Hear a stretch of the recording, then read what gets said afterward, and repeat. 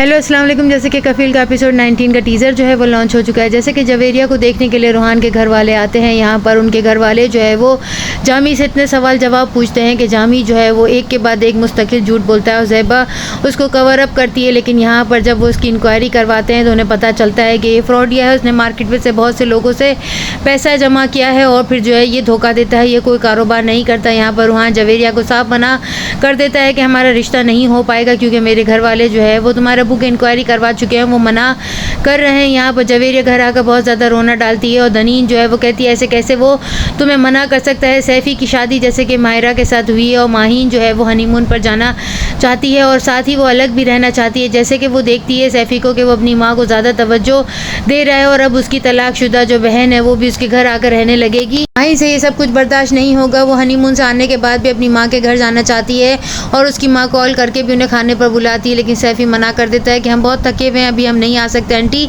और इसे घर पर रहने दें। ये बात माहीन को बिल्कुल भी पसंद नहीं आती। दनीन जो है यहाँ पर जब आती है तो वो जो है रूहान को कॉल करके कहती है कि ये किस तरह की मोहब्बत है आपकी, आपके घर वालों को आप समझा सकते थे, उन्हें समझा कर रिश्ता लाने के लिए मजबूर करें। यहाँ पर वो जो है जब बातें कर रही होती है तो उसकी तीनों बहनें जो है पीछे खड़े रहकर और उसकी बातों पर हंसती है। लेकिन जब सुबुक वहाँ पर आता है तो वो उसके हाथ से फ़ोन छीन लेता है और कहता है तुम कौन होती हो हमारे घर के पर्सनल मामलात पे इंटरफेयर करने वाली। ये बात दनीन को बहुत बुरी लगती है और वो वहाँ से निकल जाती है। की बहन जैसे कि बेवा है और जो है वो अपने ससुराल के दिए हुए घर में रहती है, लेकिन वहाँ पर जो है कब्ज़ा माफिया ने जो है घर खाली कराने के लिए कहा है, जिसकी वजह से उसे फ़ौरन यहाँ पर आना पड़ता है। ये बात भी माहीन से बर्दाश्त नहीं होती है। जामी जो है वो अपनी बेटी के पास पैसे मांगने के लिए आता है, जिस पर जवेरिया कहती है आप हमारे बाप हैं, आपको हम पर खर्च करना चाहिए, बल्कि उल्टा आप हमसे पैसे मांग रहे हैं। यहाँ पर सुबुक जो है वो अपनी माँ को कहता है सब कुछ आपका कसूर है, जिन हाथों को जो है रंगों से खिलौनों से खेलने की ज़रूरत थी उन हाथों में जो है बचपन से जो है वो नौकरी थमा दी गई और हमने मुश्किल वक्त जो है बहुत बचपन से देखा है, इसलिए आज हमारे तमाम अरमान जो है वो राख बन गए और इन सब में भी